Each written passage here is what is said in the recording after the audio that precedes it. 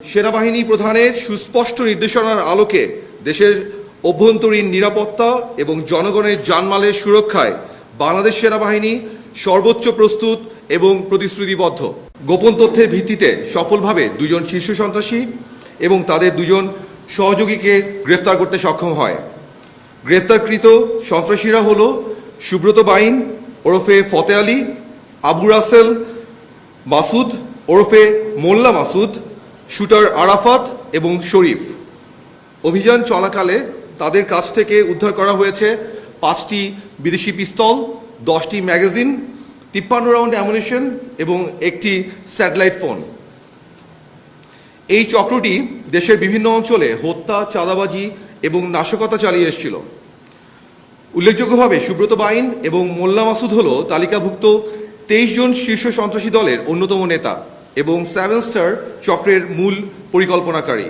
এই অভিযান ছিল দীর্ঘদিনের গোয়েন্দা তৎপরতা এবং পরিকল্পনার ফসল। অপারেশনটি অত্যন্ত সুনিপুণভাবে ক্ষয়ক্ষতি বা সংঘর্ষ ছাড়াই পরিচালিত হয়, যা আমাদের বাহিনীর পেশাদারিত্ব এবং রাষ্ট্রের প্রতি দায়বদ্ধতার উজ্জ্বল দৃষ্টান্ত। অভিযানে গুরুত্বপূর্ণ সমন্বয় এবং সহায়তা প্রদান করেছে সেনা সদর সামরিক অপারেশন পরিদপ্তর, 55 পদাতিক ডিভিশন, 14 স্বতন্ত্র ইঞ্জিনিয়ার ব্রিগেড, 71 মেকানাইজড ব্রিগেড এবং এনএসআই।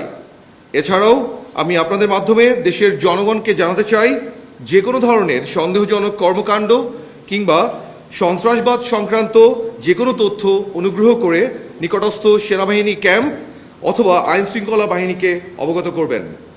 আমরা আবারও দৃঢ়ভাবে বলতে চাই, সেনাবাহিনী প্রধানের সুস্পষ্ট নির্দেশনার আলোকে দেশের অভ্যন্তরীণ নিরাপত্তা এবং জনগণের জানমালের সুরক্ষায় বাংলাদেশ সেনাবাহিনী সর্বোচ্চ প্রস্তুত এবং প্রতিশ্রুতিবদ্ধ।